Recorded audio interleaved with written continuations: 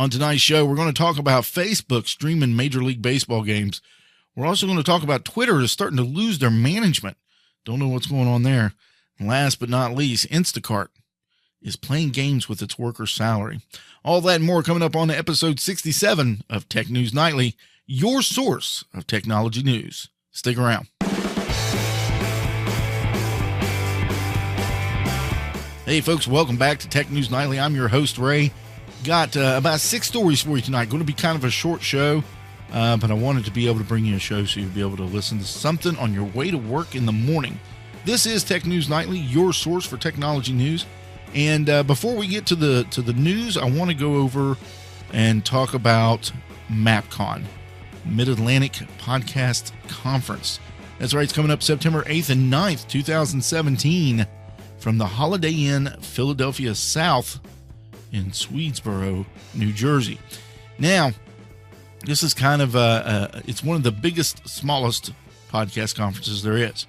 What I mean by that is not a whole lot of people there, but there's not, it's not like it's real small either. Some big names come up there, names of the like Dave Jackson, some others that come up there and talk. And this year I'll be there, and hopefully you'll get to see me. I'm not really a big name, but if you do see me, come up and talk to me. I love to talk to podcasters and listeners all the same. Now, this conference is really good for any experience level of podcaster. If you're a new podcaster, an established podcaster, hell, you may have been podcasting for at least 12 years now. Doesn't matter. Maybe you don't even have a podcast and you're thinking about doing one. Get your tickets and go to MapCon. You'll learn something. You'll get to network with a lot of people that will be key in your podcast success. Now, right now, the tickets are on sale for 50% off. All you have to do is go to technewsnightly.com, click on the MapCon logo, and that'll take you straight to the purchase page for tickets for MapCon. You'll want to get those tickets now, or at least within the next 6 days, because March 1st, I believe they go on sale full price, $200 at full price. So you want to get those tickets within the next week so you can get your discount. I'll be there, like I said, so come see me if you decide to come out. So this is a tech news show, so let's get on with the news. I said it at the top of the show, Facebook. I did this last night. I talk about Facebook. It seems like I know you get tired of hearing about Facebook and Apple and all those, Twitter, but right now that's what's beating up the technology news. I mean, honestly, you can't go through 2 or 3 different stories without getting at least one Facebook story. So, I mean, Facebook's all over the news right now. And once again, it looks like Facebook is trying to give you another reason to hang out on Facebook.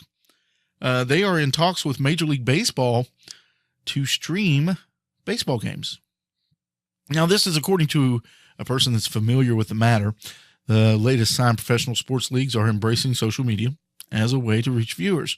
And I agree with that.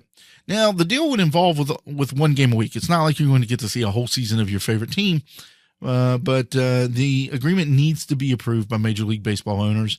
And right now, they're declining to comment. They haven't made any confirmation on what they're going to do. Now, sports leagues, like all creators of TV programming, are struggling to adjust to the massive changes in the way consumers view video.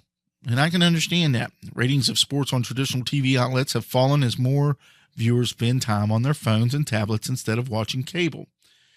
Now, the reason why they're spending more time on their phones and their tablets is because everything's right there for them. And Facebook is trying to become that one spot where they can go and hang out all day and see everything they want. Now, this is not the first professional sports deal with Facebook. They've already lined up the Mexican professional soccer games with Univision this year. So they're going to be streaming those also. But it's not the first time that an American professional, sports league has signed with social media. If you remember last year, the NFL and Twitter came to an agreement where Twitter was allowed to stream a few games there. And they got a big response out of it. You can find more on this story over at Bloomberg.com. Just look up Facebook said in talks to stream Major League Baseball games. My take on this is here's the thing, people. Facebook is trying to get you to stay on Facebook. I say this every time. Facebook is trying to get you to stay on Facebook, and they are winning. And this is just another reason for you to stay on Facebook. Now, am I saying this is a bad thing? No. Here's the thing. TV marketers are having the hardest time figuring out how to gain new viewers, because most of the new viewers that are consuming video at this time are doing it from the internet.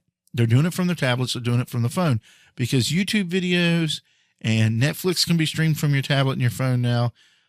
The on-demand stuff is what people want to see.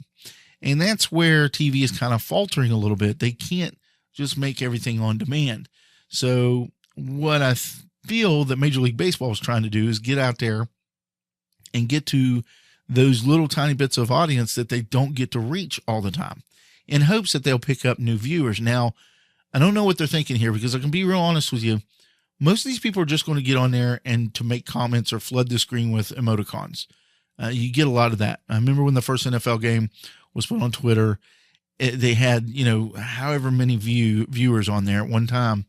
The problem was you couldn't really pay attention to the game, because you were paying attention to what everybody was saying and, crap like that. So I do truly believe that you're going to see some of that. Also, the viewers that are consuming video through their tablets and phones over the internet, do you really think these are the people that are really going to switch over to TV to watch sports? Probably not, because these guys normally are not sports fanatics. Now, before anybody writes me an email and says, hey, wait a minute, I watch videos all the time and I love sports, I'm not saying every person is like that, but the people they're going after is the YouTube age, the Vine age, the Instagram, the Snapchat. That's the one they're going after. That's what they're trying to get in with. Now, baseball has the oldest audience around. This is the bottom line. Baseball, the audience for baseball, Major League Baseball, is the oldest audience of the big sports leagues. Now, does that mean they have the oldest audience as in age, or the oldest audience as they've had audience longer? It's in age. Baseball is a sport that a lot of people cannot watch over video, because they get bored with it. It's not enough action. It's not, it's not constantly moving. Unless you truly love baseball like I do, you really can't watch it on TV. And I can watch baseball on TV. I can watch it online. I can go to live games. I don't care. I love baseball at all levels, So, unless they really love it, the thing is that's the problem that they're going to run into. So they're trying to gain that younger audience. They already have the oldest audience. They're trying to gain that younger audience, because they want to, either make their audience bigger or ensure that they have an audience for a long period of time. So that's my take on it. I think that's what Major League Baseball is trying to do with Facebook here. And if this is what they're going to do, then, I hope it works for them. I really do.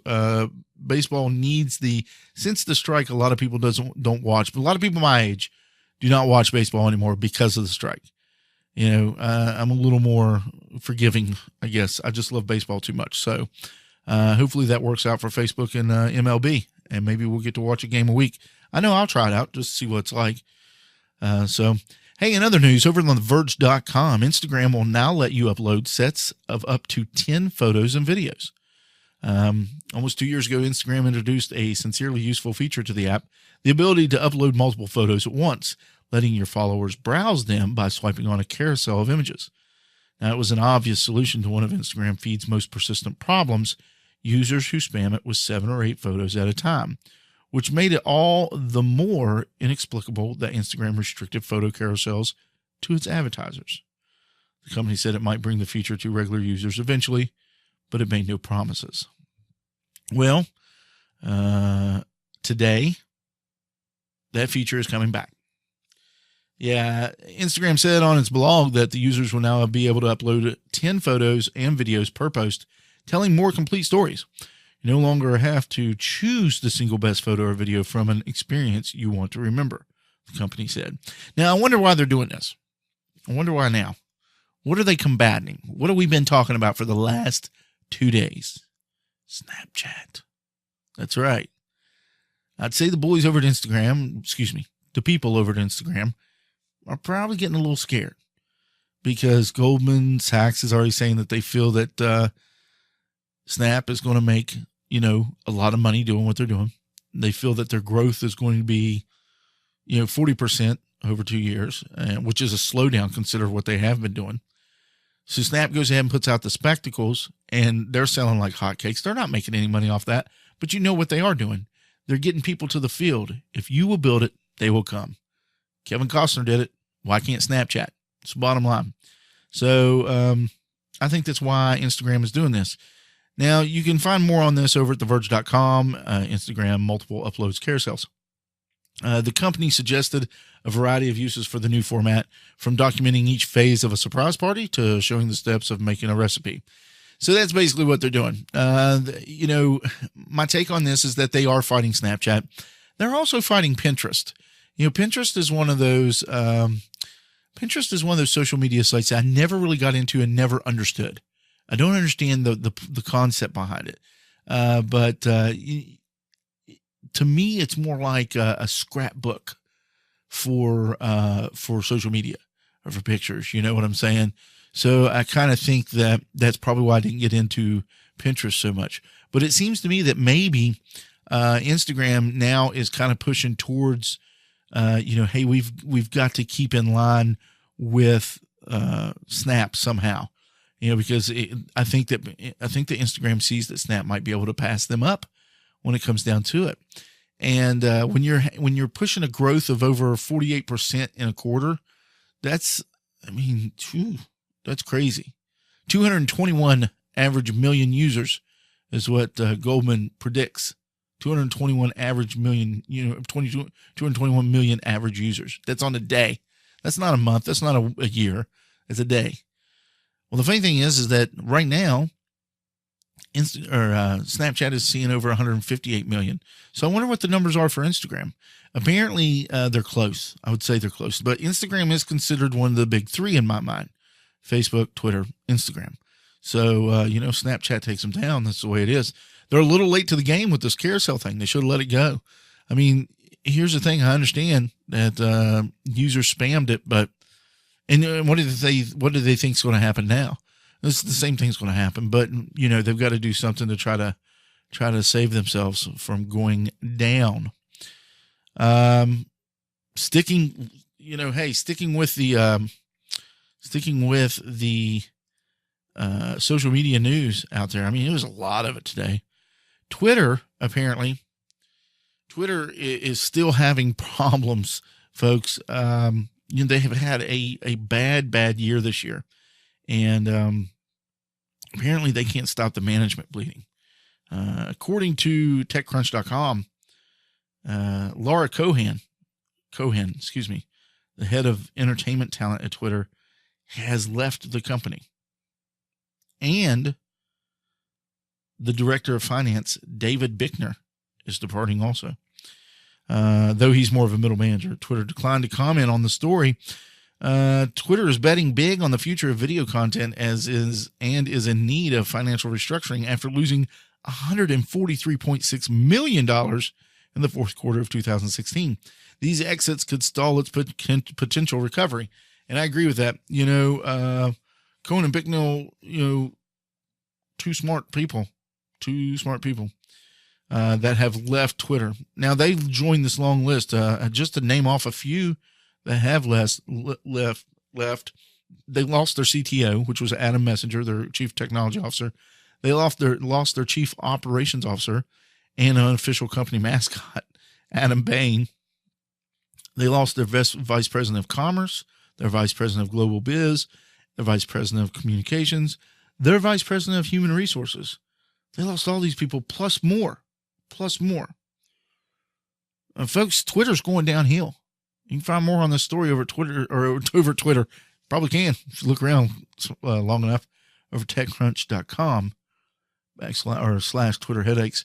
The thing is Twitter's biggest problem is right now they're losing users. I mean, they are just hemorrhaging users. And the problem is because of their, the way that they're handling abuse, the way that they're handling racist comments, misogynistic comments, stuff like that. And they can't filter it out. And it's almost like they're not reacting at all, or they do react and they react the wrong way. Folks, when you are in this kind of business, you have to have smart people around you. And if your ship starts sinking, you can almost bet that the smart people that are around you are gone. They're going to start swimming. They're looking for those lifeboats, and that's what's happening. 1, 2, 3, 4, 5, 6, 7, 8. 8 people left in the last year. 8 important people. I'm not talking about now all people that work are important. All people are important. I shouldn't say that. All people are important. But these are like top management people. Chief Technology Officer, Chief Operations Officer, Vice President of Diversity and Inclusion. You know, folks, they are heading downhill. Twitter is doing everything they can to hang on right now, clawing at that cliffside so they don't fall. And it's starting to show because they're starting to hemorrhage money also. So we'll see where Twitter goes. They may fall out of that top 3. They may be the Goliath that falls first. Obviously, Facebook isn't. Facebook is in it to win it. But you got Snap coming up. You got Instagram pulling out all the last stops to compete, with Snap. Hell, the way things are looking, Snapchat may end up being the second place Goliath. They may literally, leap over Instagram and be the second place Goliath. I don't know. We'll find out. It's hard telling. That's a reach. I'll tell you that. So, let's jump out of social media for a second. Let's get away from it. We'll go back to it in a minute. Guys, remember me doing the story on the Apple campus? Looks like the spaceship. Yeah, they're getting ready to open it. They're going to open it in April. It's going to be open to employees starting in April. $5 billion to make this thing. Now, it looks like a big spaceship. It's a big circle, big like ring thing. It looks like a big donut, if you ask me. But I'm a fat guy, so I like donuts. The Silicon Valley tech giant said it would take over 6 months to move more than 12,000 workers to the new campus, which is set on a 175-acre site. Ring-shaped facility, which is now being called Apple Park, is several months behind schedule. Construction on the main building and the surrounding parkland will continue over the summer. So here's what's crazy. You can find more on this over at businessinsider.com. Apple Park campus to open in April. This place is huge, obviously. This just shows you how much money Apple has. They're also expanding. If you remember, they're expanding their stuff. Apple's expanding out there. They're trying to get out there. So Facebook is too. Apple said the Apple Park would also feature a visitor center with an Apple store and a cafe that is open to the public. 100,000 square foot fitness center. Ooh. Secure research and development facilities. 2 miles of walking and running tracks. An orchard, a meadow, and a pond. Wow. They started work on this thing in 2013. Tim Cook, Apple's CEO, told employees last year that Apple planned to move the first groups into the new spaceship campus in January 2017. Apple also revealed on Wednesday that the new 1,000-seat auditorium would be named the Steve Jobs Theater after the company's late co-founder, who would have turned 62 this Friday. So, folks, that's crazy. Thing is huge. It's really neat to look at. If you go online, you can find some pictures of it. It's really, really, really a neat facility. I hope that all the employees over there are happy to get one of their bent walls in their round office. It's nice. It is nice. $5 billion. That goes to show you how much money Apple really has.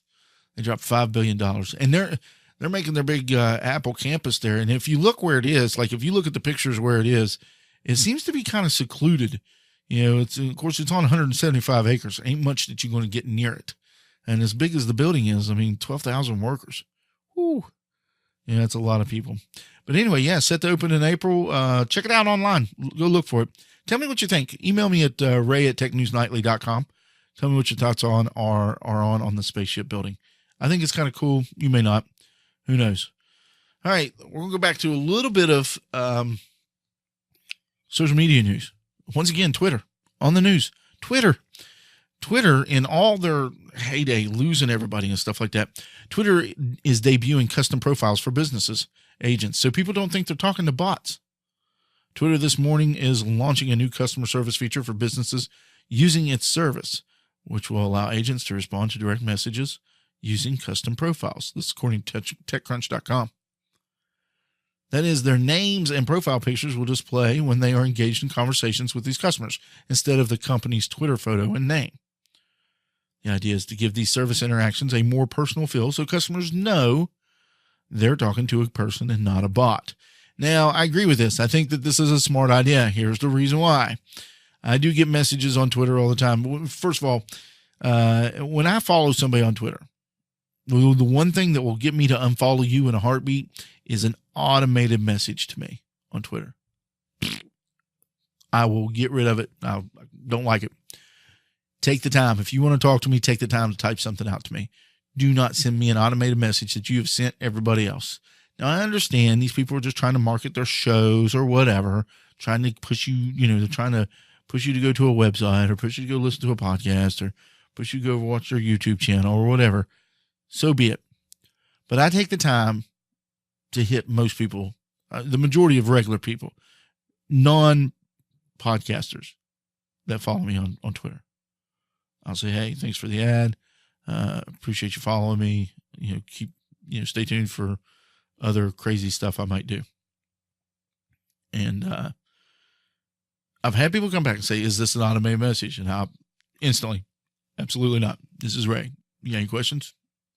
We can chat right here.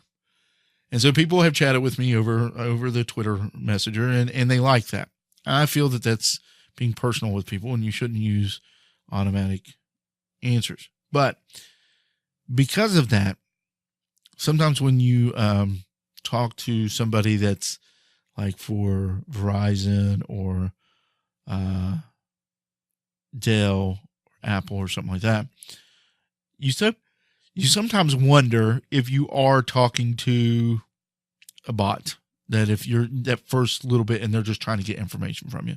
So at least now you're not, and they're going to show you pictures to tell you you're not. Now, Twitter told TechCrunch that other businesses will roll out the feature soon. T-Mobile right now seems to be the one that's using it the most. Now, there are no limits on how many custom profiles a business can operate, nor does the business have to be of certain size in order to take advantage of the feature. The only requirements are that the business has a verified handle and is whitelisted. To get on the list, the business can sign up on a form on TechCrunch.com after receiving a verification. Find more of that over on TechCrunch. It's kind of a cool idea. I like it. At least you know who you're talking to. At least you know you're talking to a human, not talking to a vendor. That's kind of big for me. I don't like to talk to bots. Don't like to talk to droids. Although, like I said, C-3PO delivers my mail, we will probably have a discussion. All right, last story of the night. And this story kind of pissed me off. I'm going to lie. Folks, there's two things that you can mess with when it comes to, that you can't mess with when it comes to me. Number one is my food. Number two, my money. Instacart. You guys know what Instacart is, right? Grocery delivery company. You know what I'm talking about? If you don't, look them up. They're playing games with its workers' pay, and they're going to suffer for it. In September, the grocery delivery company Instacart announced a big change that pissed off many of its workers. The startup was replacing tips with a service fee that would be collected by the company instead of the people delivering orders. Now, first of all, that is a dick move. I'm sorry if you're listening with a kid in the car right now, but that's what that is. It's a BS move. You shouldn't do that to your people. All right. The startup's explanation was that Instacart workers were too reliant on tips. Around 80% of orders had one, and that the service fee would allow the startup to pay everyone a more reliable wage. Bullcrap. How much of that is actually going to that reliable wage? Many workers looked at it another way. Instacart, in their eyes, saw all the tips they were making and wanted to capture that revenue for itself. And when Instacart's best workers realized the tip to service fee transaction would mean lower pay for them, they in turn freaked out. So here's what they did. After these employees decided to go off the handle, Instacart said, okay, we'll bring the tipping feature back. We have no problem with that. We're sorry. We messed up. Smack us on our hands. We'll never do it again. But what they did, they made the tipping feature much, much harder to find in the app. So now instead of it being right there, and oh, by the way, the delivery fee button is right where the tip button used to be. Exactly where the tip button used to be. But now you've got to navigate through two pages to get to the tip part of it to be able to give the driver a tip. That's some bull crap. I kind of agree with the workers that freaked out. I kind of agree and think that Instacart wanted some of that revenue because they said, hey, why are they getting paid when we could get paid for that? That's what greed will do to you. That's exactly what it'll do to you. When you want more money, it eats you alive. It does.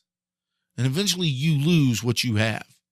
The relationships with your customers, the relationships with the people around you, the relationships with the most reliable and most loyal people in your life. That's what Instacart's doing. Instead of tipping option appearing in the checkout page it normally had, a default 10% service fee set in its place. 10% service fee, which is about what most people would get tips, right? Find more on the story over at Recode.net. Instacart service fee tips controversy. Now, I don't have a problem with them charging a service fee. What I do have a problem with is that they put it in the place where the tips were being given. So now they've confused their employees. They've confused their customer. And the minute you confuse your customer, guess what? Your customer walks away. It's just the way it is. The customer doesn't want to fiddle fart around trying to navigate through an app just to give a kid, $4, $5, $6, $7. You know what I'm saying? They'll just, I just ask them for the service fee, and then the driver it's now put on the driver or the delivery person to literally have to answer the questions like, do you get any part of this service fee? And how do I know this service fee is going to you? How do I know this service fee is not just charging me more for what I want? So way to go. Smooth move there, Instacart. Not only did you confuse your customer, not only did you make your employee mad at you, now you've put your employee on the spot in front of the customer because you don't have the gonads enough to actually come out and say, hey, here's what we're doing. Here's why we're doing it. Here's what we're doing with that money. No, instead, you're just pushing them out to the wind, letting the wolves tear you up. Well, here's what's going to happen to you, Instacart. I can almost guarantee you. Eventually, the workers are going to get tired. The workers are going to get tired because they're going to stop getting tips because you, in all your greed, made it too hard for them to get those tips because you wanted that money. And now the people that were so loyal to you, that have stood by your side through thick and thin, are now walking away because that money became more important than your relationship with that person. Folks, that's all I have for you tonight. If you like the show, do me a favor, go over to technewsnightly.com, click on the Become a Patron banner. That'll take you over to my Patreon page. And with just a little pledge, with as little as $1 a month, you can help me keep the lights on around here. $5 a month, you get some exclusive content. $10 a month, you get a lot of exclusive content. $20 a month, you're a producer. You've earned the right to be a producer. You'll get telephone calls or Skype calls with me. And you'll discuss with me what's going in, what's coming out of the show, how the show is formatted, what we're going to do. We're going to make you part of the show. Tell you what, it's a new thing. Next four people that pledge $5 a month, I'll bring you on the show for one night. I'll bring you on the show. Nobody's going to see you. We'll do it audio only. Bring you on the show. You'll be able to talk to me over Skype. I'll record it. It'll be released that night. So you'll be a guest host on Tech News Nightly. First four people that pledge $5 or more. First four people to pledge $5 or more, starting on February 22nd, you'll get to be a guest on the show. All right.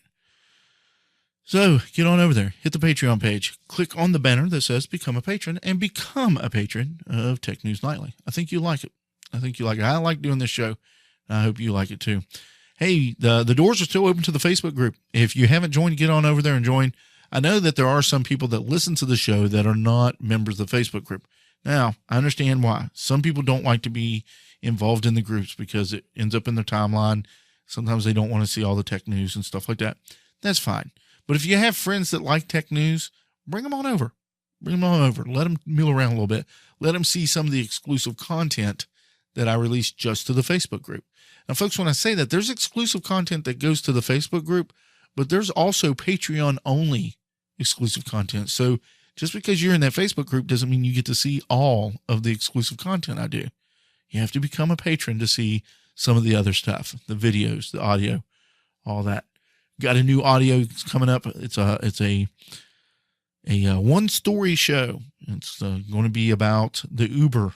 I'm calling it the Uber trials, coming up this Saturday. And it's going to be exclusive to Patreon members that pledge $5 or more a month only. So you might want to jump on that. See, help me keep the lights on and get an extra show each week. Also, if you haven't signed up for the newsletter's coming out March 1st. Big story on Dave Jackson from the School of Podcasting. It's going to be in there. And some big tech news is going to be in there. I write the newsletter myself. There's no guest writers. It's all me. So hopefully you go to the website, technewsnightly.com, sign up for the newsletter. There's a tab. All you got to do is fill in your information, hit submit. It goes right to the email list. You'll get nothing else in your email from me, and I don't sell your email to anybody. All right, folks, that's all I got for you tonight. As normal, I'm glad that you're here with me today. Thanks for taking time out of your day to listen to Tech News Nightly, your source of technology news. Till I talk to you tomorrow, be good and take care.